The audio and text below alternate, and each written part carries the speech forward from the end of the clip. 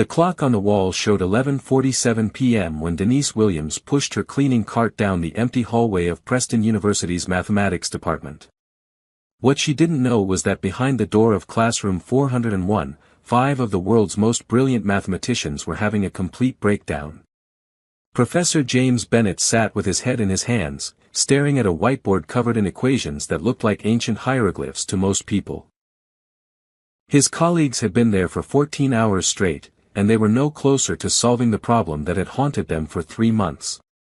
"This is impossible," Dr. Sarah Mills whispered, throwing her marker onto the desk. "We've tried every approach known to mathematics. The Caldwell equation is going to destroy us." The Caldwell equation wasn't just any math problem. It was the holy grail of number theory, a puzzle that had stumped every mathematician who dared to tackle it since it appeared in a research paper 6 months ago. Universities around the world had formed teams to solve it. The first institution to crack it would receive a $10 million research grant and international recognition. More importantly for Preston University, failure to make progress would mean losing their entire mathematics department funding. James rubbed his tired eyes and looked at the equation again. The numbers and symbols seemed to mock him from the board.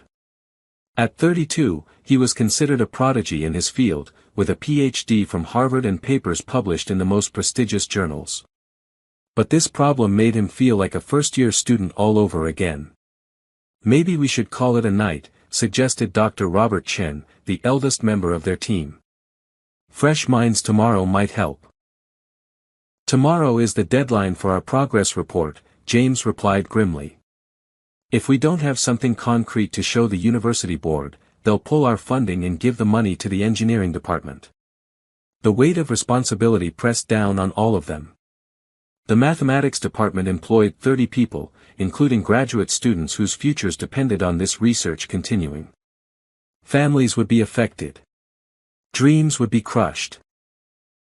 All because of one seemingly impossible equation. As the professors gathered their papers and prepared to leave, none of them noticed the quiet woman in the blue uniform who had been mopping the floors outside their classroom. Denise had heard every word through the thin walls. She understood more than they could imagine. Denise Williams was 28 years old and had been cleaning the university buildings for 3 years. Every night, she walked these halls alone, emptying trash cans and wiping down surfaces while the academic world slept. Most people barely noticed her existence. Students and professors looked right through her as if she were part of the furniture. But Denise had a secret that would shock everyone who knew her. While she cleaned, she listened. While she worked, she learned. And while others slept, she solved problems that most people couldn't even understand. Growing up in the poorest neighborhood of the city, Denise had always been different. While other kids played games, she found patterns in everything around her. She could predict which traffic light would change next, calculate the exact amount of change before cashiers finished counting, and solve puzzles that left adults scratching their heads. Her teachers in elementary school noticed her gift early. "This girl has an extraordinary mind," her third-grade teacher had told her mother. "She should be in advanced programs, maybe even skip grades." But life had other plans. Denise's mother worked 3 jobs to keep their small apartment, and there was no money for special programs or tutoring. When Denise's father left when she was 12, taking what little stability they had, mathematics became her escape from reality. She taught herself advanced concepts using library books, solving calculus problems while her classmates struggled with basic algebra. By high school, she was secretly working through university-level mathematics textbooks. But without proper guidance or opportunities, her talents remained hidden. After graduating high school with perfect grades that no one seemed to notice, Denise took the cleaning job at Preston University. It wasn't glamorous, but it paid the bills and gave her something precious, access to one of the best mathematics departments in the country. Every night, as she cleaned classrooms and offices, Denise absorbed knowledge like a sponge. She memorized equations left on whiteboards, read through papers left on desks, and listened to lectures through classroom doors. The professors never knew they had their most dedicated student working invisibly around them. As James and his team finally left classroom 401 that night, Denise entered to begin her cleaning routine. The room smelled of coffee and desperation. Empty pizza boxes and crumpled papers littered every surface. The whiteboard was covered in layer upon layer of equations, arrows, and crossed-out attempts. Denise began her work methodically, emptying trash cans and wiping down desks. But her eyes kept returning to the whiteboard. The Caldwell equation stared back at her, surrounded by the failed attempts of brilliant minds. She had been following their progress for weeks, watching through windows as they struggled with approaches that seemed logical but led nowhere. She had seen their frustration grow and their hope fade. What they didn't realize was that they were thinking too complexly about something beautifully simple. As Denise cleaned the erasers, she found herself standing directly in front of the equation. Her mind began to work automatically, seeing patterns that others had missed. The solution wasn't hidden in complex theorems or advanced techniques. It was right there, elegant and obvious, like a melody that had been playing all along. Without thinking, Denise picked up a piece of chalk. Her hand moved across a small corner of the board, writing numbers and symbols with the confidence of someone who had seen this pattern 1,000 times before. The equation unfolded before her like a flower blooming, each step leading naturally to the next. In less than 5 minutes, she had written what the world's best mathematicians couldn't find in 3 months. The complete, correct solution to the Caldwell equation sat quietly in the corner of the board, waiting to change everything. Denise stepped back and looked at what she had written. Her heart pounded as she realized what she had just done. This wasn't just any problem she had solved. This was the problem that could make or break careers, that could change the future of mathematics research. She looked around the empty classroom, suddenly afraid. What would happen if someone found her solution? Would they believe that a cleaning woman had succeeded where professors had failed? Would they think she had cheated somehow? But as she prepared to erase her work, Denise thought about Dr. Bennett's worried face, about the graduate students who might lose their funding, about the families who depended on this department. Her solution could save all of them. She left the chalk dust on her fingers and quietly finished cleaning the room. Tomorrow morning would bring answers to questions that had haunted the mathematics world. And somewhere in the back of her mind, Denise wondered if her life was about to change forever. The impossible had become possible with a piece of chalk and a brilliant mind that nobody knew existed. Dr. James Bennett arrived at the university at 6:30 a.m., 2 hours earlier than usual. He had barely slept, his mind churning over the Caldwell equation like a broken record. Today was the day he would have to face the university board and explain why the mathematics department deserved to keep its funding despite making zero progress on the most important problem of their careers. He walked through the empty hallways with heavy steps, his coffee growing cold in his hand. The morning light streaming through the windows felt harsh and unforgiving. In a few hours, this building might no longer be his academic home. James pushed open the door to classroom 401 and stopped dead in his tracks. There, in the bottom right corner of the whiteboard, written in simple chalk, was something that made his heart skip a beat. Numbers and symbols arranged in a sequence that looked almost too elegant to be real. His eyes traced the work from beginning to end, and with each line, his pulse quickened. "No way," he whispered to himself, dropping his coffee cup. The sound of ceramic shattering on the floor echoed through the empty room, but James didn't notice. He was completely absorbed in what he was seeing. The solution was beautiful in its simplicity. Whoever had written it had taken an approach that none of them had considered, treating the equation not as a complex theorem requiring advanced techniques, but as a pattern recognition problem. The mathematical reasoning was flawless, each step building naturally on the previous one. James pulled out his phone and started taking pictures of the board, his hands shaking with excitement.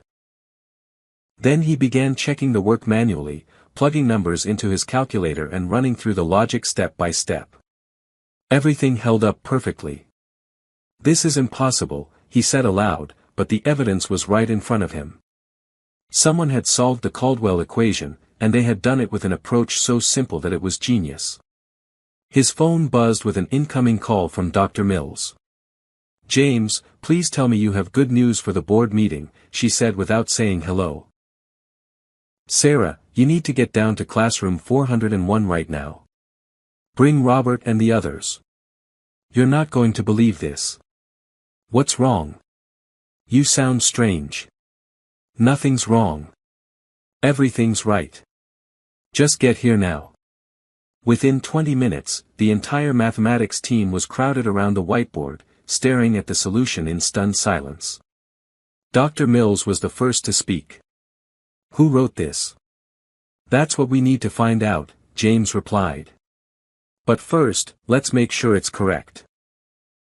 For the next hour, they worked together to verify every aspect of the solution.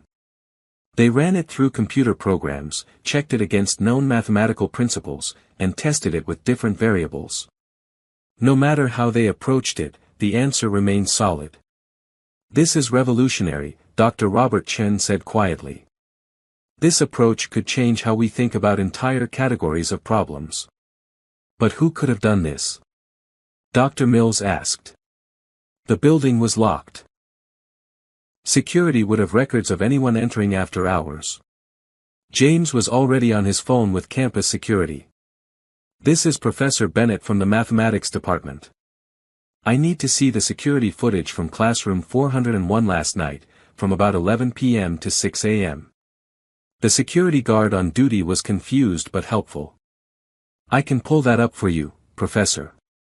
Give me a few minutes to access the system." While they waited, the professors stood around the board like detectives at a crime scene. The handwriting was neat but not academic, it lacked the practiced flourishes that came from years of writing complex equations.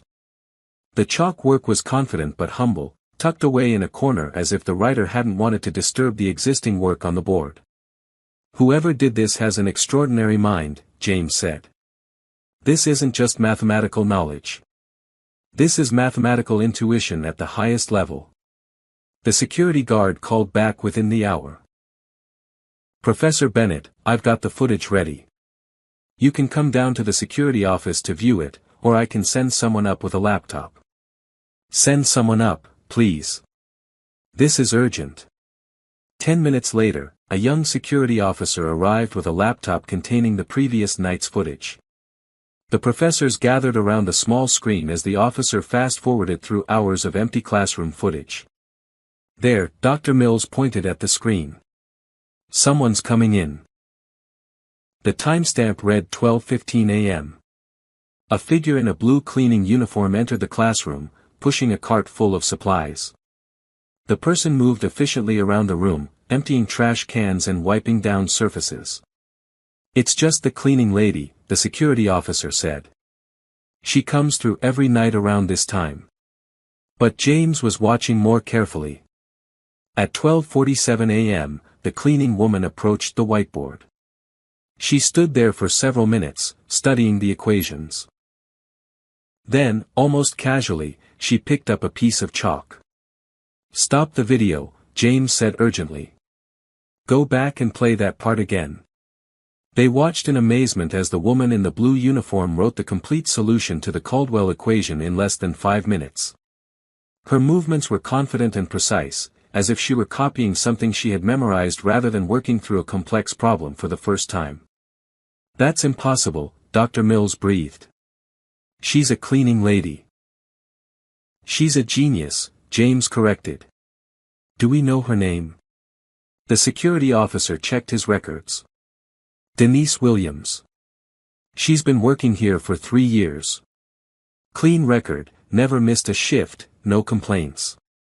James felt something stirring in his chest that he hadn't experienced in years, genuine excitement about a mystery that had nothing to do with equations or theorems. This woman, this Denise Williams, had just solved a problem that had stumped the world's best mathematical minds. And she had done it while mopping floors and emptying trash cans. "We need to find her," he said. "She usually works the night shift," the security officer explained. "Comes in around 10 p.m. and works until 6 a.m. You probably just missed her." James looked at his watch. It was 8:30 a.m. In 6 hours, he would have to face the university board. But now, instead of admitting failure, he would be presenting the solution to the Caldwell equation. And more importantly, he would be introducing them to the most unlikely mathematical genius any of them had ever encountered. "I need her contact information," James said. "We need to talk to her before tonight." As the security officer pulled up Denise's employment records, James found himself wondering about the woman who had changed everything with a piece of chalk. Who was Denise Williams? How had she learned mathematics at this level? And why was she cleaning buildings instead of teaching at universities? The morning sun streamed through the classroom windows, illuminating the solution on the whiteboard like a spotlight on a stage. In a few hours, this equation would make headlines around the world. The mathematics community would be buzzing with excitement and curiosity. But James knew that the real story wasn't the solution itself. It was the brilliant woman who had written it, the hidden genius who had been walking these halls for 3 years without anyone noticing her extraordinary gift. He looked at the address on Denise's employment file and made a decision that would change both of their lives forever. "I'm going to find her," he said. James Bennett drove through the narrow streets of Eastbrook, a neighborhood he had never visited despite living in the same city for 5 years. The contrast between the university district and this area was striking. Where the campus featured manicured lawns and historic brick buildings, Eastbrook showed the wear of economic hardship with its faded storefronts and patched sidewalks. He pulled up to a small apartment complex that had seen better days, checking the address on his phone against the building numbers. Unit 2B. His heart raced with a mixture of excitement and nervousness. How do you approach someone whose life you're about to turn upside down? James climbed the stairs to the second floor and knocked on the door marked 2B. After a long moment, he heard footsteps inside. "Who is it?" came a woman's voice, cautious and tired. "Ms. Williams? My name is James Bennett. I'm a professor at Preston University. I need to speak with you about something very important." There was a long pause. James could hear movement inside the apartment, but the door remained closed. "I don't know any professors," Denise said through the door. "Are you sure you have the right person? You work in the mathematics department, cleaning the classrooms. Last night, you were in room 401. The silence that followed was so complete that James wondered if she had walked away from the door. He was about to knock again when he heard the sound of locks being turned. The door opened just wide enough to reveal a young woman with intelligent brown eyes and natural hair pulled back in a simple ponytail. She was wearing jeans and a t-shirt, and James could see the wariness in her expression. "What do you want?" Denise asked directly. "I want to talk to you about the equation you solved last night." Denise's face went pale. For a moment, James thought she might close the door in his face. Instead, she stepped back and opened it wider. "You better come in," she said quietly. Denise's apartment was small but immaculately clean. The living room contained a worn sofa, a small television, and something that made James's breath catch, an entire wall covered with bookshelves filled with mathematics textbooks, journals, and papers. Advanced calculus, number theory, topology, abstract algebra, the collection would have been impressive in any graduate student's office. "You have quite a library," James said, trying to keep his voice casual. "I like to read," Denise replied, settling into a chair across from the sofa. "Now what's this about? I haven't done anything wrong." "Wrong? Ms. Williams, you've done something extraordinary. That equation you solved last night, do you understand what it means?" Denise looked down at her hands. "I saw you all working on it for weeks. You seemed frustrated. I thought maybe I could help." "Help?" James leaned forward. "Ms. Williams, Denise, that equation has stumped the best mathematicians in the world for months. Teams at Harvard, MIT, Oxford, Cambridge, everyone has been working on it. And you solved it in 5 minutes while mopping a floor. It wasn't that complicated once you saw the pattern," Denise said quietly. "You were all thinking too hard about it. James stared at her in amazement. Her casual dismissal of a world-class mathematical achievement was both humbling and astounding. "Where did you learn mathematics?" he asked. "Books, mostly. The library when I was younger, then the university bookstore when I started working there. Sometimes I listen to lectures when I'm cleaning nearby classrooms." "But you never took formal classes?" "No degrees." Denise shook her head. "Couldn't afford college. Had to start working right after high school to help my mom pay bills." James felt a weight in his chest as he began to understand the magnitude of wasted potential sitting in front of him. Here was someone with mathematical intuition that most people could only dream of, and she had been invisible to the academic world for years. "Denise, what you did last night, it's going to change everything. The university will want to meet you. The mathematics community will want to know who you are." Fear flickered across her face. "I don't want attention. I just want to do my job and be left alone." "But you could do so much more than clean buildings. With your abilities, you could be teaching, researching, making discoveries that change the world." "Look around, Professor Bennett," Denise said, gesturing to her modest apartment. "This is my world. I don't fit in yours. You solved a problem that I couldn't solve. That Harvard art professors couldn't solve. You absolutely belong in my world." Denise stood up and walked to her bookshelf, running her fingers along the spines of the textbooks. "You want to know something? I've been solving your homework problems for 3 years. Not just yours, Dr. Mills, Dr. Chen's, all of them. When students leave their assignments in the trash, I take them home and work through them. Most of the time, the students got them wrong." James felt his jaw drop. "You've been doing this for 3 years. It's fun for me. Like doing crossword puzzles. But I never thought anyone would notice." "Well, they're about to notice in a big way. In 2 hours, I'm presenting your solution to the university board. This is going to save our department, Denise. You're going to be famous." The color drained from Denise's face. "You can't tell them it was me." "What? Why not?" "Because I'm nobody. I'm a cleaning lady who didn't even finish college. No one will believe it. They'll think I cheated somehow, or that someone else really solved it." James stood up and walked over to where she stood by the bookshelf. "Denise, look at me. You are not nobody. You are one of the most brilliant mathematicians I've ever encountered. And I've met a lot of them. Brilliant mathematicians have PhDs from fancy schools. They publish papers and give lectures. They don't mop floors for a living. Some of history's greatest mathematical minds were self-taught. Ramanujan, one of the most genius mathematicians who ever lived, had almost no formal training.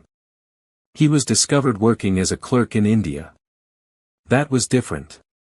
That was a long time ago. Intelligence doesn't care about degrees or backgrounds, Denise. It just is. And you have it in abundance." Denise turned away from him, staring out the small window that overlooked the street. "What happens if I say yes? If I let you tell them about me? Everything changes. The university will want to offer you opportunities. Scholarships, research positions, a chance to study mathematics formally. You could have the education you deserve. And what happens if they don't believe it? What happens if they think a black woman from Eastbrook couldn't possibly solve something their professors couldn't?" James felt the weight of her words. He knew she was right to be concerned. Academia could be prejudiced and elitist. But he also knew that brilliance like hers couldn't be ignored forever.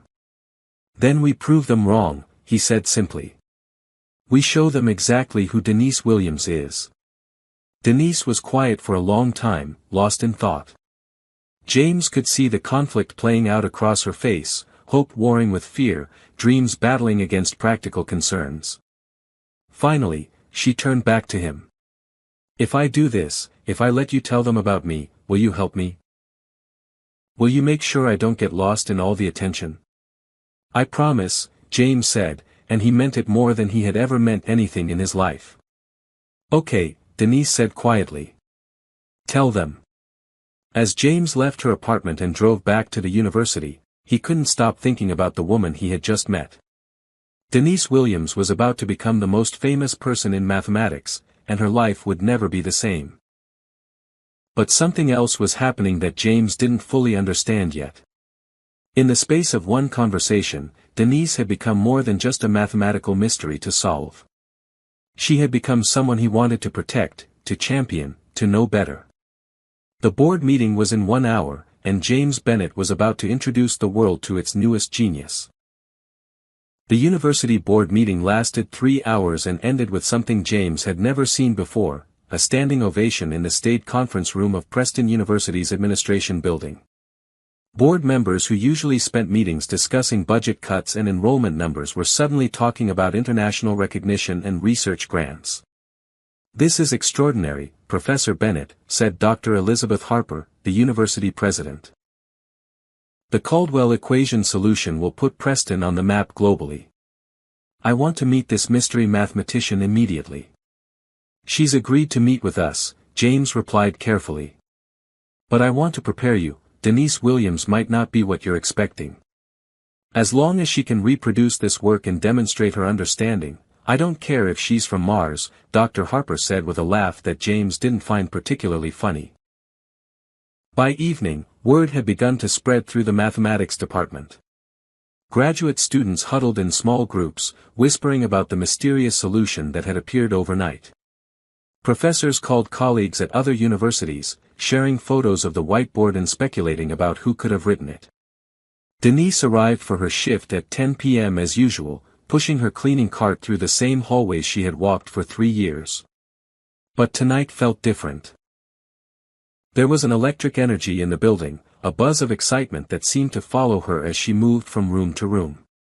She had spent the afternoon in a state of nervous anticipation, replaying her conversation with Professor Bennett over and over.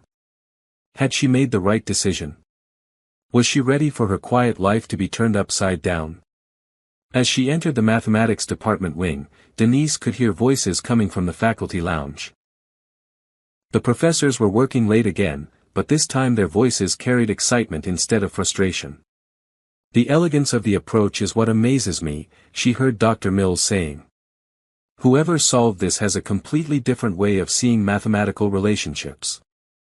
I've been thinking about it all day, came Professor Bennett's voice. The solution shows an intuitive understanding that you can't get from textbooks alone. This person has a natural gift. Denise felt a flutter in her stomach. They were talking about her work, praising her approach, and they had no idea she was standing just outside their door. She continued her cleaning routine, working her way closer to classroom 401.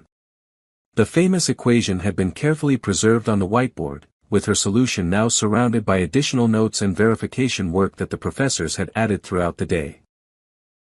Standing in front of the board again, Denise felt a strange mixture of pride and fear. Her handwriting looked so small and modest compared to all the academic work surrounding it. But it was correct, and it was hers. Excuse me. Denise jumped, turning to find Professor Bennett standing in the doorway. He was holding 2 cups of coffee and wearing a gentle smile. I thought you might want some coffee, he said, offering her one of the cups. It's been a long day for both of us. Thank you, Denise said, accepting the warm cup gratefully. How did the meeting go? Better than I could have hoped. The university is very excited to meet you. Maybe too excited. They stood together in comfortable silence for a moment, both looking at the whiteboard. Are you having second thoughts? James asked gently. Every minute, Denise admitted. This morning I was invisible. Tomorrow I might be famous. That's a big change for someone who likes being left alone. Fame in mathematics is different from regular fame, James said with a smile. We're not exactly rock stars. Most people still won't know who you are. But the people who matter will. The people in this building, in this field. They'll expect things from me. They'll expect you to be brilliant. Which you are. Denise sipped her coffee and studied James's face. He seemed genuinely kind, not like someone trying to use her discovery for his own benefit. But she had learned to be cautious about trusting people, especially people from worlds very different from her own. "Can I ask you something?" she said. "Of course. Why do you care so much? You could have just presented my solution and taken credit for discovering it. Why go through all this trouble to make sure I get recognized?" James was quiet for a moment, considering his answer carefully. "Because hiding brilliance is a crime against knowledge itself. Because you deserve better than being invisible. And because..." He paused, seeming to struggle with his words. "Because what?" "Because in one day, you've changed how I think about everything. About mathematics, about potential, about the people we overlook every day. You've made me realize how much talent might be walking through these halls that we never see." Denise felt warmth spread through her chest that had nothing to do with the coffee. Professor Bennett, James, was looking at her like she mattered, like her thoughts and feelings were important. It was a new experience for her. "What happens next?" she asked. "Tomorrow, I'll arrange for you to meet with Dr. Harper, the university president. She'll want to verify your mathematical abilities and discuss opportunities for you here at Preston." "What kind of opportunities?" "Full scholarship for undergraduate studies, with an accelerated path to graduate work. Research assistant positions. Eventually, maybe even teaching opportunities. The university wants to invest in you, Denise." The possibilities seemed overwhelming and wonderful and terrifying all at once. What if I'm not ready? What if I don't belong in formal mathematics programs? Then we'll make sure you get ready. We'll provide tutoring, support, whatever you need. But Denise, I don't think you'll need much help. Your intuitive understanding is already beyond most graduate students I know. As they talked, Denise began to see glimpses of a future she had never dared to imagine. Sitting in lecture halls as a student rather than listening through doors. Working on research projects instead of just reading about them in discarded papers. Maybe even contributing to the field that had been her secret passion for so many years. "There's something else," James said, his voice becoming softer. "I want you to know that throughout all of this, you're not alone. I'll be here to help you navigate everything that's coming." The way he said it made Denise look at him more carefully. There was something in his expression that went beyond professional interest or academic mentorship. Something warmer and more personal. "Why?" she asked simply. James met her eyes directly. "Because I care about what happens to you. Not just as a mathematician, but as a person." The moment stretched between them, full of possibility and unspoken questions. Denise felt her heart beating faster, not from nervousness about tomorrow's meeting, but from the realization that something was developing between her and this kind professor who had changed her life in a single day. "I should finish my cleaning," she said softly, not because she particularly wanted to, but because she needed time to process everything that was happening. "Of course. But Denise? Tomorrow is going to be wonderful.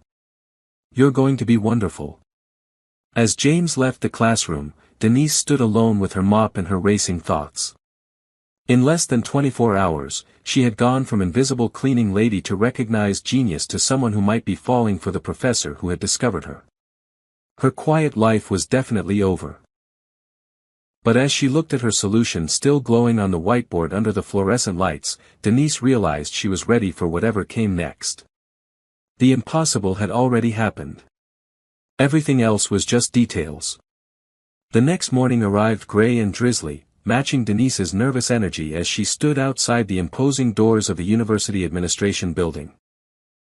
She had traded her cleaning uniform for the only professional outfit she owned, a navy blue dress she had bought for job interviews 3 years ago and never had occasion to wear since.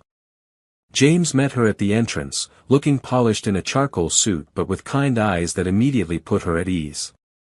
"Ready for this?" he asked, offering her his arm as they walked toward the elevator. "No," Denise answered honestly. "But I'm here anyway." The elevator ride to the top floor felt eternal. Denise watched the numbers climb and tried to calm her racing heart. In a few minutes, she would be sitting across from the university president, trying to prove that she belonged in a world that had never included people like her. "Remember," James said as they stepped off the elevator, "you've already done the hard part. You solved the equation. Everything else is just conversation." Dar. Elizabeth Harper's office was exactly what Denise had expected: walls lined with diplomas and awards, shelves filled with academic books, and a massive desk that seemed designed to intimidate visitors. The university president herself was a tall woman in her 50s with silver hair and sharp eyes that seemed to evaluate everything they saw. "Ms. Williams," Dr. Harper said, rising from her desk to shake hands. "It's a pleasure to meet the mathematician who has gotten our entire department so excited." "Thank you for seeing me," Denise replied, trying to keep her voice steady. They settled into chairs around a small conference table, with James sitting beside Denise in a gesture of support that didn't go unnoticed by Dr. Harper. "I'll be direct, Ms. Williams," the president began. "Your solution to the Caldwell equation is remarkable. But I need to understand how you developed these skills working as a cleaning contractor." Denise had expected this question and had spent the morning preparing her answer. "I've been studying mathematics on my own since I was young. When I started working here, I had access to textbooks and lectures that helped me learn more advanced concepts." "Self-taught," Dr. Harper nodded. "That's impressive, but it raises questions about gaps in your foundation. Formal mathematical education isn't just about solving problems, it's about understanding proofs, learning proper notation, following academic protocols." "I understand," Denise said quietly, feeling the weight of her incomplete credentials more heavily than ever. "However," Dr. Harper continued, "genius is genius, regardless of how it's acquired. James has suggested that we offer you a full scholarship to complete your undergraduate degree with an accelerated path into our graduate mathematics program." Denise felt her breath catch. A full scholarship? Full tuition, books, and a living stipend. In exchange, you would work as a research assistant and help with some undergraduate tutoring. "But first, I need to be certain of your abilities." Dr. Harper pulled out a folder containing several sheets of paper. "These are graduate-level problems that our current PhD students work on. I'd like you to attempt a few of them." Denise looked at the problems, her eyes scanning the complex equations and theoretical questions. Some dealt with topology, others with abstract algebra and number theory. They were challenging, but as she read through them, patterns began to emerge. "May I have some paper and a pencil?" she asked. For the next hour, Denise worked through problem after problem while Dr. Harper and James watched in silence. Her approach was unconventional, she didn't always follow the standard methods taught in graduate courses, but her solutions were elegant and correct. "Fascinating," Dr. Harper murmured as Denise finished the last problem. "Your methodology is unorthodox, but your understanding is clearly at the doctoral level." "I told you she was exceptional," James said, unable to hide his pride. Dr. Harper leaned back in her chair, studying Denise with new respect. "Ms. Williams, I'm prepared to offer you immediate admission to our undergraduate program with advanced standing. You could potentially complete your bachelor's degree in 2 years and move directly into graduate work." The room seemed to spin around Denise. Everything she had ever dreamed of was being offered to her on a silver platter. I don't know what to say." "Say yes," James urged gently. "There is one concern," Dr. Harper added. "The media attention from your Caldwell equation solution is already beginning. Mathematics journals are calling, and there's interest from news outlets. Are you prepared for that level of scrutiny?" Denise felt her stomach tighten. "What kind of scrutiny?" "Questions about your background, your methods, how you developed these abilities. Some people may be skeptical that someone without formal training could make such a breakthrough." "You mean they'll think I cheated?" Denise said flatly. Some might. That's why it's important that you continue to demonstrate your abilities publicly. Academic conferences, published papers, peer review. You'll need to prove yourself over and over again. James leaned forward. She shouldn't have to prove herself more than anyone else would. In an ideal world, no, Dr. Harper agreed. But Ms. Williams's story is unusual enough that it will attract both supporters and doubters. She needs to be prepared for both. Denise looked between the two professors, feeling the weight of expectation settling on her shoulders.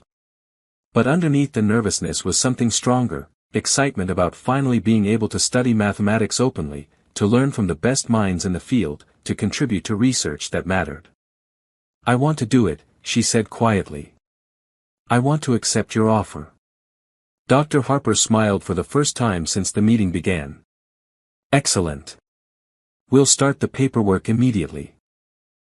You can begin classes next semester, which gives us time to design a curriculum that matches your abilities. As they stood to shake hands, Dr. Harper added, there's one more thing. The university would like to host a press conference next week to announce your discovery and your enrollment. It would be good publicity for both you and Preston. Denise's excitement dimmed slightly. A press conference? Just a brief statement and a few questions from reporters. James will be there to support you, and will prepare you for the kinds of questions they might ask. After the meeting, James walked Denise back through the campus, both of them quiet as they processed what had just happened. How do you feel? James asked as they sat on a bench overlooking the quad. Overwhelmed. Excited. Terrified. Happy. All at the same time. Denise looked at the students walking between classes, soon to be her peers rather than the people she cleaned up after. This is really happening, isn't it? It's really happening. James, can I ask you something personal?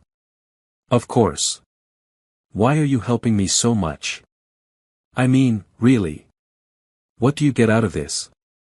James was quiet for a long moment, watching clouds move across the sky. Honestly?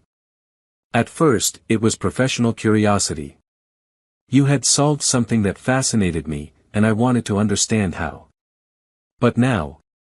Now what? He turned to look at her directly. Now I care about you. Not just your mathematical abilities, but you as a person. Your dreams, your fears, your future. I want to see you succeed because you deserve success. Something warm bloomed in Denise's chest. That sounds like more than professional interest. It is more than professional interest, James admitted. I hope that's okay. Denise felt a smile tugging at her lips. It's okay. It's more than okay. They sat together in comfortable silence, watching the world go by around them. In one morning, Denise's entire life had changed direction. She was going to be a mathematics student at a prestigious university. She was going to have opportunities she had never dared to dream of. And maybe, just maybe, she was going to have something else she had never expected, someone who cared about her for X. Exactly who she was. What happens now? She asked. Now you quit your cleaning job, start preparing for your press conference, and get ready to become the most famous mathematics student in the country. And what about us? What happens with us? James reached over and took her hand gently. That's up to you. But I'd like to find out. As they walked back toward the parking lot, Denise felt like she was floating. The impossible had become possible, and now even more impossible things seemed within reach. Tomorrow, she would start her new life as a mathematics student. But today, she was just a woman holding hands with a man who believed in her, walking through a world full of endless possibilities. The mathematics department was buzzing with activity when Denise arrived the following Monday morning, not as a cleaning lady, but as Preston University's newest and most famous student.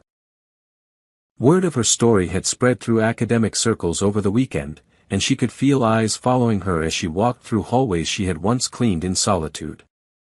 James had arranged to meet her in his office to discuss her class schedule and research opportunities. As she knocked on his door, Denise heard voices inside. James was apparently meeting with someone else. "Come in," James called. Denise opened the door to find James sitting across from Dr. Richard Stone, the head of the mathematics department. Dr. Stone was an older man with gray hair and sharp features who had always looked through her during her cleaning days as if she didn't exist. "Ah, Ms. Williams," Dr. Stone said, standing to shake her hand. "The woman of the hour. Please, sit down." Denise took the empty chair, immediately sensing tension in the room. James looked uncomfortable, and Dr. Stone's smile seemed forced. "I was just discussing your situation with James, Dr. Stone continued. "While we're all impressed with your solution to the Caldwell equation, I have some concerns about moving forward." "What kind of concerns?" Denise asked, though she suspected she already knew. "Well, it's quite unusual for someone without any formal mathematical training to make such a breakthrough. Some of my colleagues at other universities have been asking questions about how exactly you developed these abilities." James leaned forward. "Richard, we've already established that Denise is self-taught. Her abilities are genuine." "Oh, I'm not questioning her abilities," Dr. Stone said quickly. "But you must understand our position. The mathematics community is very traditional. When someone appears out of nowhere claiming to have solved a problem that has stumped experts worldwide, there are bound to be doubts." "I'm not claiming anything," Denise said quietly. "I solved the equation. Professor Bennett has the security footage proving it was me." "Yes, the security footage," Dr. Stone nodded. "Which shows you writing the solution, but doesn't prove you developed it independently. For all we know, someone could have given you the answer to write on the board." The implication hit Denise like a physical blow. "You think I cheated?" "I'm not saying that. I'm saying that's what some people might think. And until we can definitively prove otherwise, it puts the department in a difficult position." James stood up abruptly. "This is ridiculous, Richard. We've tested her abilities extensively. She solved graduate-level problems in front of Dr. Harper and me. Problems that she could have prepared for if she knew she was going to be tested," Dr. Stone replied calmly. Denise felt her face burning with anger and humiliation. "What exactly are you suggesting I do to prove myself?" "I think we should postpone your enrollment until after a thorough evaluation by an independent panel of mathematicians. People from outside Preston who have no investment in your success or failure." "Absolutely not," James said firmly. "Denise has already been admitted by the university president herself. We're not going to subject her to some kind of mathematical inquisition." "James, be reasonable. This young woman's background raises legitimate questions. A cleaning lady who suddenly solves the world's most difficult equation. It sounds like something out of a movie." "Her background is exactly why this is so remarkable," James argued. "Denise represents untapped potential that we overlook every day. Instead of celebrating that, you want to tear her down because she doesn't fit your narrow definition of what a mathematician should look like." Dr. Stone's expression hardened. "That's not fair, James. This isn't about her race or her socio-economic background." "Isn't it?" James challenged. "If Denise were a young white man from a privileged family who had solved this equation as a hobby, would you be demanding additional proof?" The room fell silent. Denise looked between the two men, feeling like a prize being fought over rather than a person with her own voice. "Stop," she said quietly. Both men turned to look at her. "Please stop arguing about me like I'm not here." She stood up and walked to the whiteboard in James's office, picking up a marker. "Dr. Stone, you want proof that I understand mathematics? Fine. Give me a problem. Any problem. Make it as hard as you want." Dr. Stone looked surprised. "Ms. Williams, that's not necessary." "Yes, it is." Denise turned to face him directly. You think I'm a fraud. You think someone gave me the answer to the Caldwell equation. So prove it. Give me something I couldn't have prepared for. Dar. Stone exchanged glances with James, then pulled out his phone. Very well. I'm going to call my colleague at MIT and ask him to give us a problem that no one has solved yet. Something from his current research. For the next few minutes, Dr. Stone spoke quietly with his colleague while Denise stood at the whiteboard, marker in hand. James watched her with a mixture of admiration and concern. Are you sure about this? He asked softly. I'm tired of people doubting me, Denise replied. If I'm going to succeed in this field, I need to stop hiding from challenges. Dr. Stone hung up his phone. My colleague has given me a problem from his current research into prime number distribution. It's related to the Riemann hypothesis, one of the most famous unsolved problems in mathematics. He's been working on this specific aspect for 2 years without success. He handed Denise a piece of paper with the problem written out. She read it carefully, her mind already beginning to work through the mathematical relationships involved. How long do I have? She asked. Take as long as you need. But understand, if you can't solve this, it doesn't mean you're not talented. This is doctoral-level research that has stumped experts. Denise nodded and turned to the whiteboard. For the next hour, she worked in concentrated silence while James and Dr. Stone watched. She filled one board, erased it, and started again. Her approach evolved as she worked, each attempt building on insights from the previous one. Finally, she stepped back from the board. I think this works. Dr. Stone approached the whiteboard and began reading through her solution. His expression changed gradually from skepticism to surprise to amazement.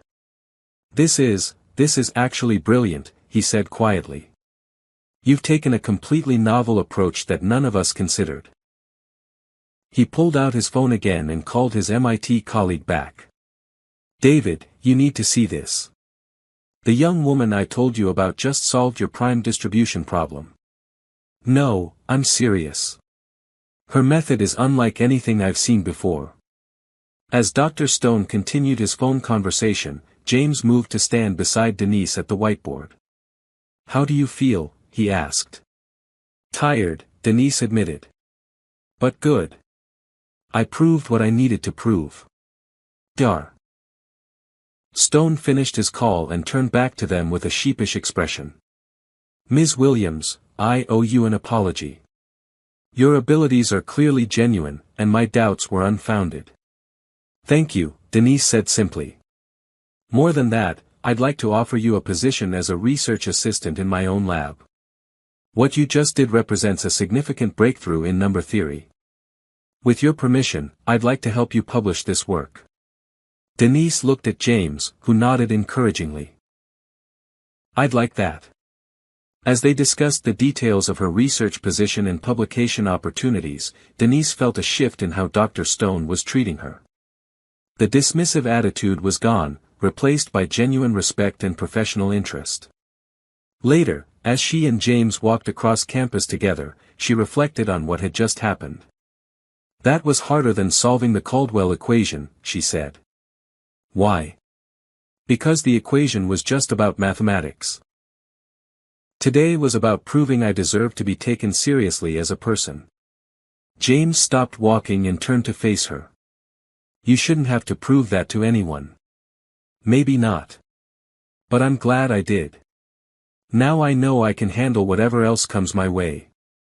They stood together on the campus quad, surrounded by students and professors who were slowly becoming Denise's peers rather than the people she had once served invisibly. What comes next? James asked. Everything, Denise said with a smile that lit up her entire face. Everything I've ever dreamed of. And for the first time since this whole adventure began, she truly believed it was possible. The press conference was scheduled for Thursday morning in the university's main auditorium, and by Wednesday evening, Denise was questioning every decision that had led her to this moment. She sat in James's office, staring at a stack of newspapers and printed articles that his assistant had gathered from mathematics journals and news websites. "Listen to this one," she said, reading from a particularly harsh review. "While we applaud Preston University's commitment to diversity, we must question whether academic standards are being lowered to accommodate feel-good stories. Mathematics is not a field where good intentions can substitute for rigorous training." James looked up from his own pile of articles, his jaw tight with anger. "That's from Professor Whitman at Yale. He's been bitter ever since his own department couldn't solve the Caldwell equation. And this one," Denise continued, "the mathematical community should be cautious about celebrating what appears to be a lucky guess disguised as genius. True mathematical understanding requires years of formal study and peer review." "Stop reading those," James said, reaching over to take the papers from her hands. "You're only torturing yourself." "But they're not wrong about one thing," Denise said quietly. "I don't have the formal background. I don't know all the protocols and traditions. What if I really don't belong here? Denise, look at me." James moved his chair closer to hers. "In the past week, you've solved 2 problems that stumped experts. You've demonstrated mathematical intuition that most people spend decades trying to develop. Your formal background doesn't matter." "It matters to them," she said, gesturing toward the articles. "And tomorrow I have to face reporters who are going to ask me the same questions. How do I explain that I learned calculus from library books? How do I convince them that I'm not just some cleaning lady who got lucky?" James was quiet for a moment, then stood up and walked to his bookshelf. He pulled out a thick biography and handed it to her. "Srinivasa Ramanujan," he said. "One of the greatest mathematicians who ever lived. He grew up in poverty in India, had almost no formal training, and developed most of his mathematical knowledge independently. When he first contacted Cambridge University, many professors dismissed his work as the ramblings of an amateur." Denise opened the book and looked at the photograph of a young Indian man with intelligent eyes and a serious expression. "What happened to him?" "He was eventually recognized as a genius. His work revolutionized number theory and continues to influence mathematics today. But he had to fight for recognition every step of the way, just like you're doing now." "Did he ever doubt himself?" "Constantly. He always felt like an outsider in academic circles. But he never stopped doing mathematics because it was part of who he was." Denise closed the book and held it against her chest. "I'm scared, James." "I know. But you're not alone in this fight. Dr. Harper supports you, Dr. Stone has become your advocate, and you have me. What about us?" Denise asked, voicing the question that had been on her mind for days. "All this attention, all this pressure, what does it mean for whatever is developing between us?" James moved back to sit beside her, taking her hands in his. "It means we have to be careful. It means some people will try to use our relationship to discredit your achievements. They'll say I helped you solve the equations, or that I'm showing favoritism. Maybe we should keep some distance until this all settles down," Denise suggested, though the words felt wrong as soon as she spoke them. "Is that what you want?" "No. But I don't want to give anyone ammunition to use against me. Denise, if we hide our feelings because of what other people might think, we're letting them control our lives. I won't do that, and I won't ask you to do it either." Before she could respond, there was a knock on the office door. James's assistant, Linda, peeked her head in. "Professor Bennett?" "I'm sorry to interrupt, but there's a group of students outside who want to meet Ms. Williams." "Students?" Denise asked. "From the mathematics and engineering departments. They say they want to show their support before tomorrow's press conference." James and Denise exchanged glances. "Send them in," James said. Over the next few minutes, 15 students filed into the office, a diverse group of undergraduates and graduate students, some carrying flowers and homemade signs. "Ms. Williams," said a young woman with short black hair, "I'm Maria Santos, president of the Mathematics Club." We wanted you to know that not everyone in the academic community has doubts about you. We think what you've accomplished is amazing," added a tall young man with glasses. "You're an inspiration to those of us who don't come from traditional backgrounds." "I'm a first-generation college student," said another young woman. "My parents worked minimum-wage jobs their whole lives. Seeing someone like you succeed gives me hope that I belong here too." One by one, the students shared their stories and expressed their support. Denise felt tears welling up in her eyes as she realized that while some professors questioned her legitimacy, the students saw her as proof that brilliance could come from anywhere. "Thank you," she said when they had finished. "You have no idea how much this means to me." After the students left, Denise sat in James's office feeling stronger than she had all week. "Ready for tomorrow?" James asked. "Getting there," she replied. "But I want to make one thing clear at the press conference." "What's that?" "I'm not going to apologize for who I am or where I come from. I'm not going to pretend that my background doesn't matter.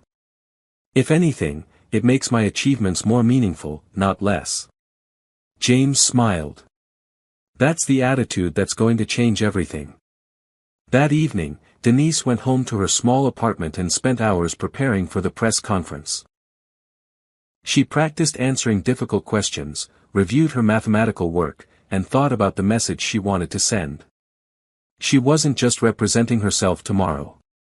She was representing every person who had been overlooked, every brilliant mind that had been dismissed because it didn't come with the right credentials, every dreamer who had been told they didn't belong.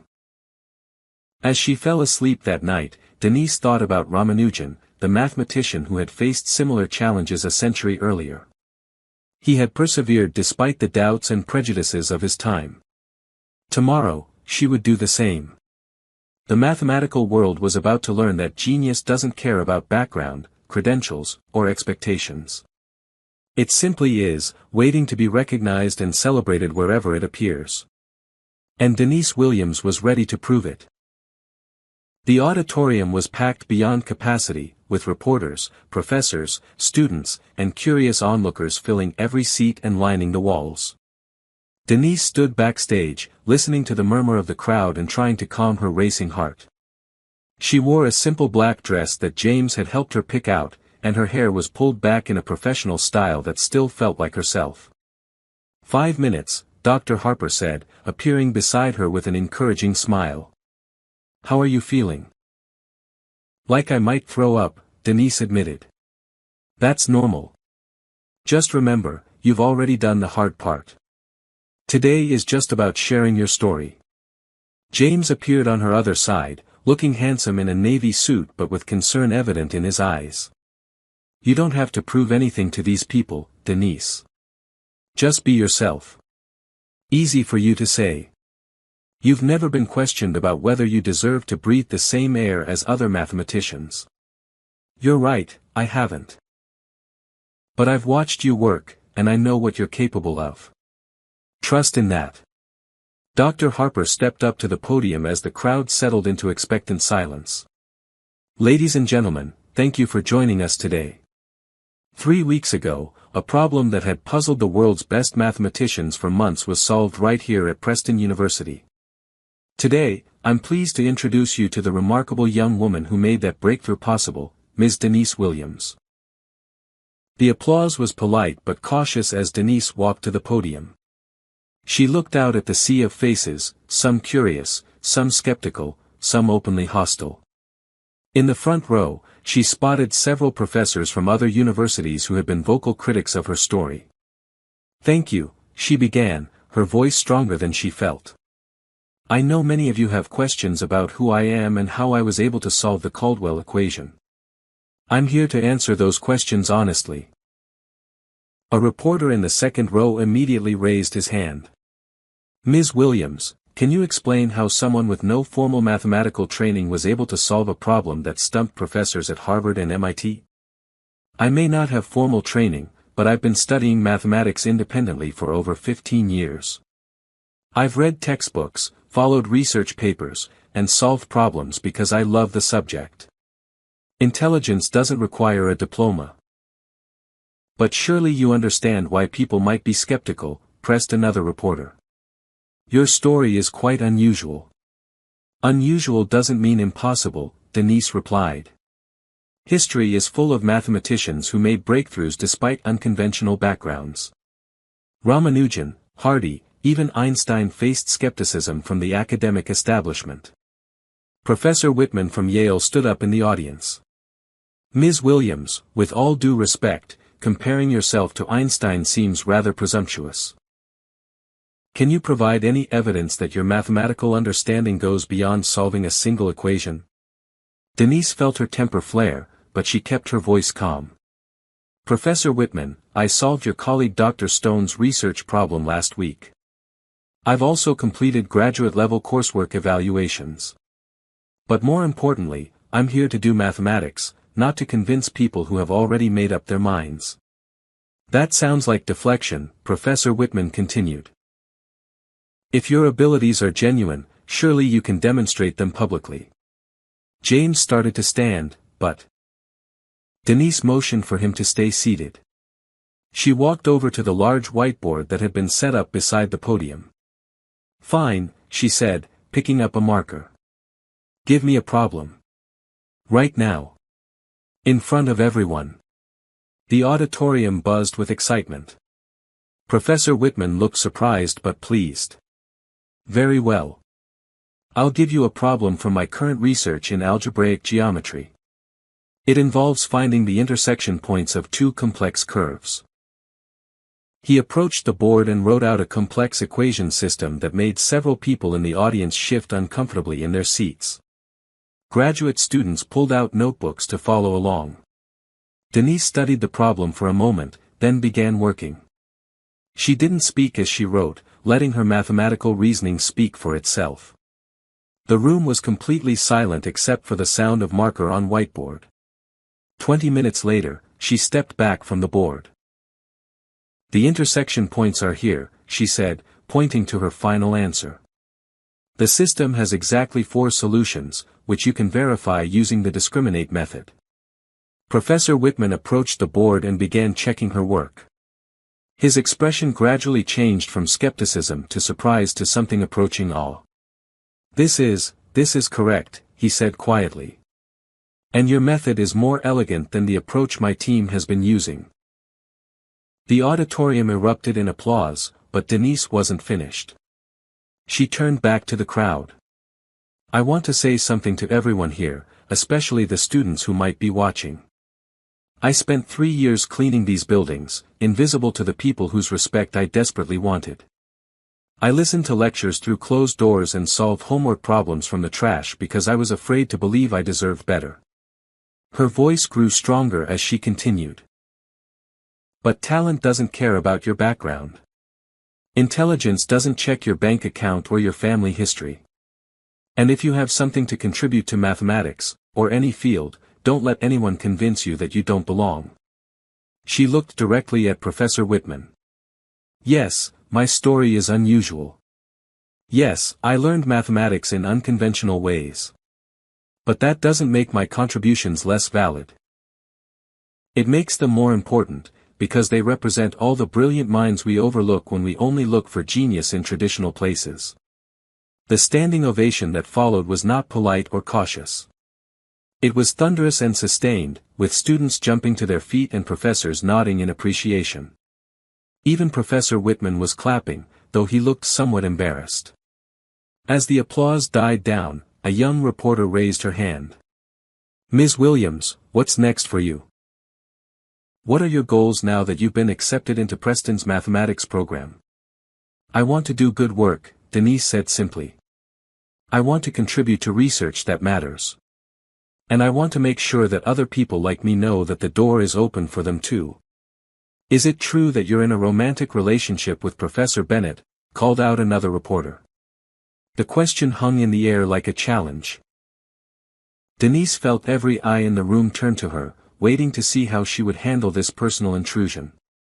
Professor Bennett believed in my abilities when no one else did, she said carefully. He fought for my opportunities and supported my dreams. Whether that relationship becomes something more is between us. She looked directly at James, who was smiling at her with unmistakable pride and affection. "But I will say this, I won't apologize for caring about someone who saw my worth when I was invisible to everyone else." The press conference concluded with more questions about her research plans and academic goals. As the crowd began to disperse, Denise felt a weight lifting from her shoulders. She had faced her critics directly and proven herself on their own terms. James approached the podium as the last reporters filed out. "How do you feel?" "Like I can handle anything now," Denise said, smiling. "Bring on graduate school. Bring on research projects. Bring on whatever comes next. What about us? Are you ready for whatever comes next there too?" Denise looked at this man who had changed her life, who had seen her potential when she was just a cleaning lady with big dreams. "I'm ready for everything, James. All of it." As they walked out of the auditorium together, Denise Williams was no longer the invisible woman who cleaned buildings at night. She was a mathematician, a researcher, a student, and someone who had proven that genius could come from anywhere. The academic world was about to learn what James had known from the beginning, that sometimes the most brilliant minds are hiding in plain sight, waiting for someone brave enough to look. 6 months later, Denise sat in the front row of advanced number theory, taking notes as Professor Chen explained the intricacies of elliptic curves. Around her, graduate students twice her age struggled to keep up with concepts that came naturally to her. She had completed her undergraduate requirements in record time and was now officially a graduate student at Preston University. The transformation had been remarkable. Gone was the uncertain woman who had cleaned these very classrooms. In her place sat a confident scholar who contributed meaningfully to every class discussion and had already co-authored 2 research papers with Dr. Stone. After class, as students filed out discussing homework assignments, Maria Santos approached Denise's desk. "Hey, Denise. A group of us are going to study for the qualifying exams together tonight. Want to join us?" "Thanks, but I already have plans," Denise replied, packing her notebooks into a leather bag that James had given her for her birthday. "Hot date with Professor Bennett?" Maria asked with a knowing smile. Denise laughed. "Actually, yes. We're going to look at apartments together." The relationship between Denise and James had developed slowly and carefully over the past months. They had waited until she was officially enrolled as a graduate student before making their relationship public, wanting to avoid any appearance of impropriety. Now, with Denise established as a legitimate researcher in her own right, they were ready to take the next step. "That's so romantic," Maria sighed. "The brilliant professor and his genius girlfriend. It's like something out of a movie." "It's better than a movie," Denise said. "It's real." She walked across campus to James's office, enjoying the crisp autumn air and the changing leaves. Students called out greetings as she passed. She had become something of a celebrity on campus, though she tried to stay grounded and approachable. James was waiting for her with a stack of apartment listings and a smile that still made her heart skip a beat. "Ready to find our new home?" he asked, standing to kiss her hello. "Our home," Denise repeated, loving the sound of it. "I still can't believe this is real sometimes." They drove through the city looking at various apartments and houses, discussing the practical aspects of moving in together while both of them worked on the same campus. They had been careful to maintain professional boundaries in their academic work, but living together would require even more discretion. The third apartment they visited was perfect, a spacious 2-bedroom place with large windows, built-in bookshelves, and enough room for both of their home offices. As they stood in the empty living room, imagining their future there, James pulled Denise into his arms. "I have something to tell you," he said, his voice unusually serious. "What is it?" "I got a call from MIT yesterday. They want to offer you a full fellowship for their doctoral program. Full funding, research opportunities, access to some of the best mathematicians in the world." Denise felt her stomach drop. "MIT wants me?" "They want you very much. It's an incredible opportunity, Denise. The kind of chance most mathematicians dream about their entire careers. But what about us? What about Preston? I'm finally settled here. James was quiet for a moment, looking out the window at the city below. I think you should seriously consider it. Are you trying to get rid of me? Denise asked, attempting to keep her tone light despite the fear growing in her chest. Never. But I love you too much to let you pass up an opportunity like this because of me. And what would you do? Would you come with me? I don't know. My life is here, my research, my tenure-track position. But Denise, this isn't about me. This is about your future, your career, your potential. They spent the evening walking through the city, talking about possibilities and fears. The MIT offer represented everything Denise had never dared to dream of: recognition from the most prestigious mathematics program in the country, resources beyond anything Preston could offer, and the chance to work with legendary figures in her field.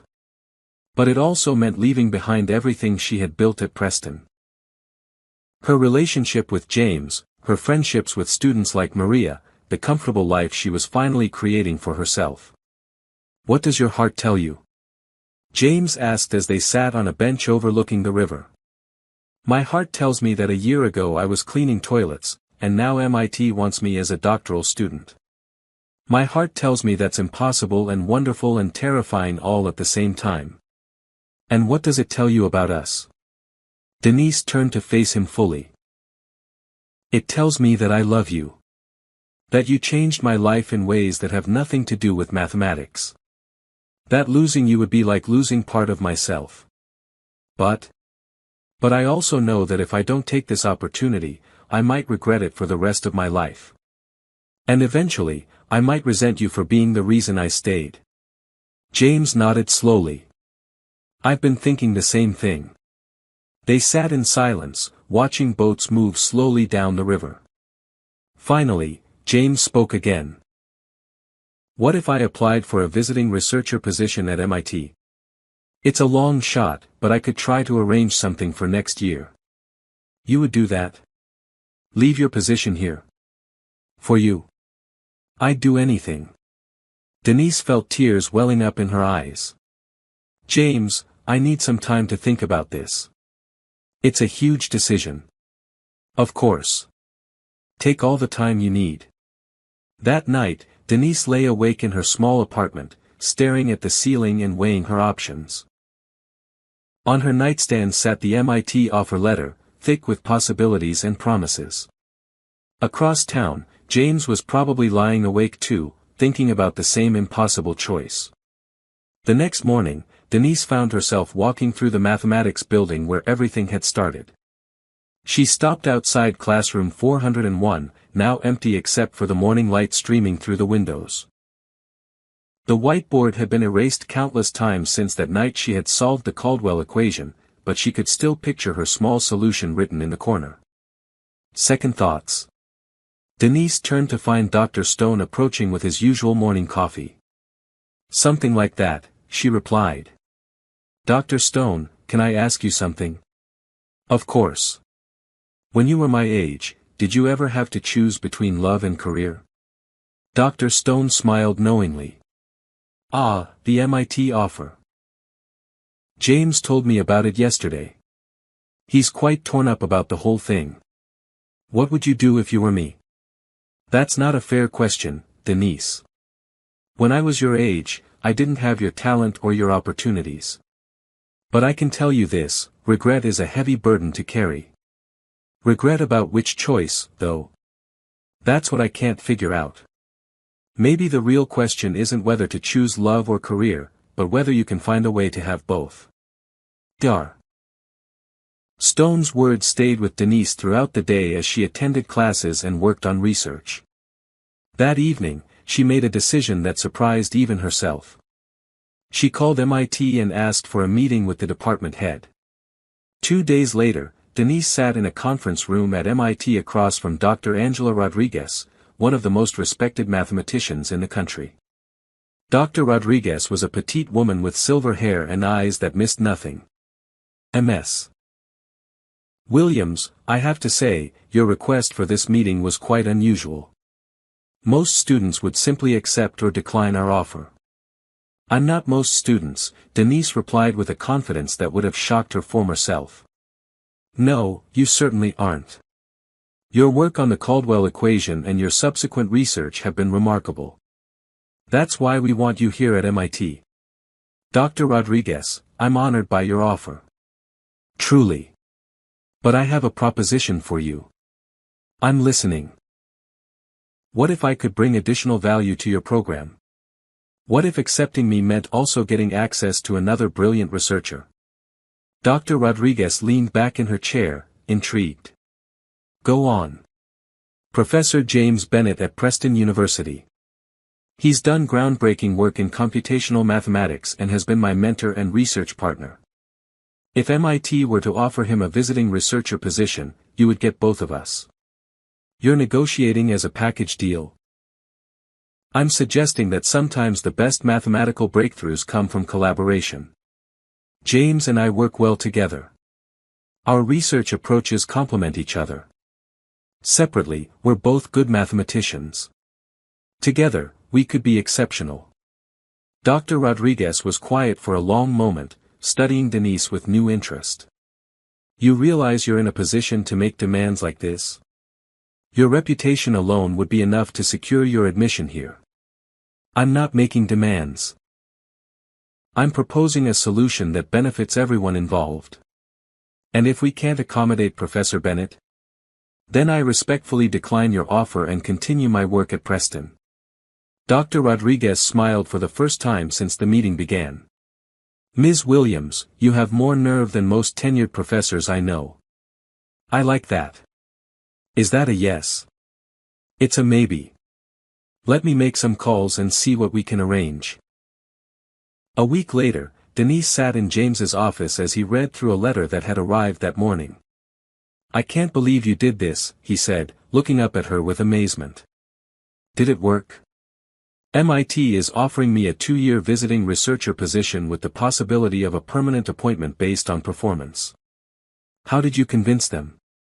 I told them the truth, that we're better together than apart. James stood up and moved around his desk to pull Denise into his arms. You realize you just turned down one of the most prestigious programs in the country to negotiate for something that might not have worked. I had faith it would work. What if it hadn't? Then we would have found another way. James, I didn't fight this hard to become a mathematician just to give up the best part of my life in the process. They kissed in the afternoon light streaming through his office window, and Denise felt the last piece of her new life clicking into place. She was going to MIT as a doctoral student. James would be coming with her as a visiting researcher. They would continue their work together while building a life together. So we're really doing this? James asked. Moving to Boston. Starting over together. We're doing this. Though I have one condition. Name it. The first apartment we look at in Boston better have better bookshelves than this place. James laughed, spinning her around in his arms. I love you, Denise Williams. I love your brilliance, your courage, and your completely unreasonable negotiating skills. I love you too, James Bennett. Thank you for seeing me when I was invisible. Thank you for letting me be part of your incredible story. As they stood together in the office where their relationship had begun, Denise thought about how much had changed in less than a year. She had gone from cleaning buildings to negotiating with MIT. She had gone from being invisible to being recognized as one of the most promising young mathematicians in the country. But most importantly, she had learned that she didn't have to choose between her dreams and her heart.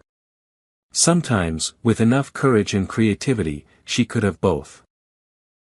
The future stretched ahead of them, full of research possibilities, academic adventures, and the promise of building a life together that honored both their professional aspirations and their personal happiness. Mathematics had brought them together, but love would carry them forward into whatever came next. 1 year later, Denise stood at the front of a lecture hall at MIT, looking out at a classroom full of undergraduate students taking introduction to number theory. It was her first time teaching as the primary instructor, and she felt the familiar flutter of nerves that still accompanied new challenges. Today we're going to talk about prime numbers, she began, her voice clear and confident. Who can tell me what makes a number prime? Several hands shot up around the room. As she called on students and guided them through the discussion, Denise marveled at how natural teaching felt. A year ago, she had been sitting in classrooms as a student. Now she was sharing her knowledge with the next generation of mathematicians. Her doctoral work at MIT had exceeded everyone's expectations, including her own. The research she had begun at Preston with Dr. Stone had evolved into a dissertation that was already generating excitement in the mathematical community. She had presented papers at international conferences, published in prestigious journals, and earned the respect of colleagues who had once doubted her abilities. But perhaps more importantly, she had found her voice as an advocate for students from non-traditional backgrounds. She regularly spoke at high schools and underserved communities, encouraging young people to pursue mathematics regardless of their circumstances.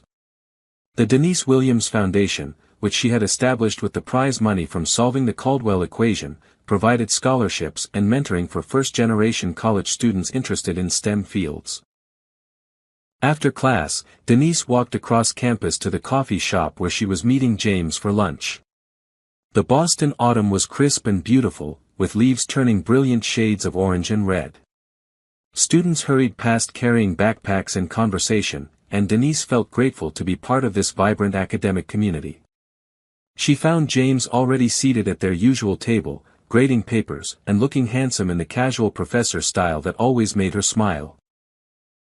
His visiting researcher position had been so successful that MIT had offered him a permanent faculty position, which he had accepted eagerly. "How was class?" he asked, looking up as she approached. "Good. I think I'm finally getting the hang of this teaching thing." Denise slid into the seat across from him and stole a sip of his coffee. "How's your paper coming along?" "Almost finished." "Dar. Rodriguez thinks it might be ready for submission to the Journal of Computational Mathematics next month." They chatted about their respective work as they shared a sandwich, falling into the comfortable rhythm of two people who had learned to balance their professional and personal lives successfully. The challenges of the past year, adjusting to new academic pressures, building reputations at a prestigious institution, and maintaining their relationship under the scrutiny of the mathematics community, had only strengthened their partnership. "I have something to tell you," James said as they finished eating. "Good something or bad something?" "Definitely good something. I got a call from Dr. Harper at Preston this morning. They want to name the new mathematics building after you." Denise nearly choked on her coffee. "They want to what?" "The Denise Williams Mathematics Center. Construction starts next summer." That's incredible. But also terrifying. Having a building named after you feels very permanent. You've earned it. Your story has inspired hundreds of students to pursue mathematics. The publicity from your discovery and your advocacy work has brought millions of dollars in donations to mathematics programs across the country. Denise shook her head in amazement. "Sometimes I still can't believe this is my life." "Believe it. You changed everything, Denise.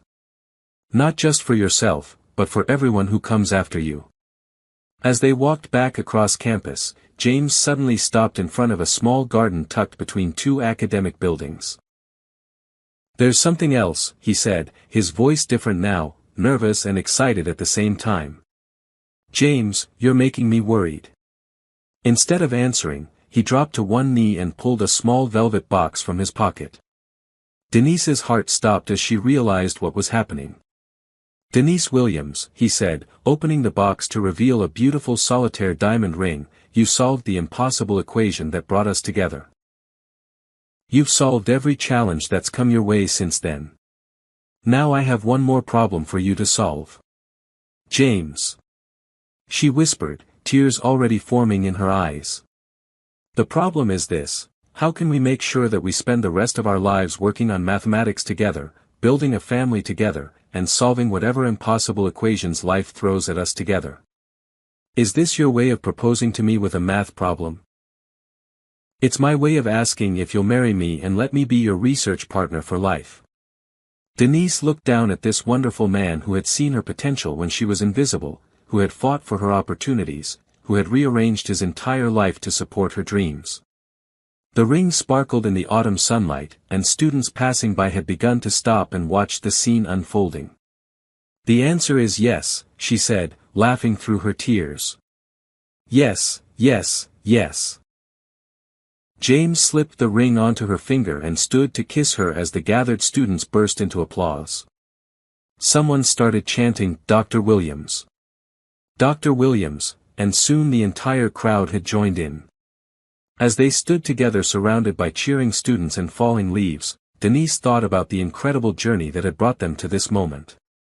2 years ago, she had been a cleaning lady with secret dreams. Now she was Dr. Denise Williams, mathematician, teacher, advocate, and soon-to-be wife to the man who had helped make it all possible. "So what's next for us?" she asked as the crowd began to disperse. "Everything," James replied, echoing the words she had spoken after her first press conference. "Research projects, teaching adventures, maybe some little mathematicians of our own someday." Little mathematicians? Why not? They'll have the best genetics for it. Denise laughed, feeling happiness bubble up from somewhere deep inside her chest. "I love you, James Bennett. I love you too, soon-to-be Dr. Denise Williams Bennett." That evening, they called their friends and family to share the news. Dr. Harper at Preston was delighted and immediately offered to host their wedding reception in the new mathematics building. Dr. Stone sent a congratulatory email filled with equations that spelled out, "Congratulations," when solved correctly. Even Professor Whitman from Yale, who had been one of her harshest early critics, sent a warm note acknowledging her contributions to the field and wishing them happiness. As they sat in their Boston apartment that night, surrounded by mathematical journals and wedding planning magazines, Denise reflected on the equation that had started everything. The Caldwell equation had been unsolvable until she approached it with fresh eyes and an unconventional perspective. Maybe that was the real lesson of her story. Sometimes the most impossible problems have the simplest solutions. Sometimes the greatest discoveries come from the most unexpected places. And sometimes, love and success aren't competing equations to be solved separately, but complementary variables in a larger formula for happiness. The genius cleaning lady had become Dr. Denise Williams, but more importantly, she had become exactly who she was always meant to be. The impossible had become inevitable, and the future stretched ahead of them like an unsolved equation waiting for their combined brilliance to unlock its secrets. In mathematics and in love, Denise had learned that the most beautiful solutions are often the ones that seemed impossible until someone brave enough to try made them real. The world was full of impossible equations waiting to be solved, and Denise Williams Bennett was ready for all of them.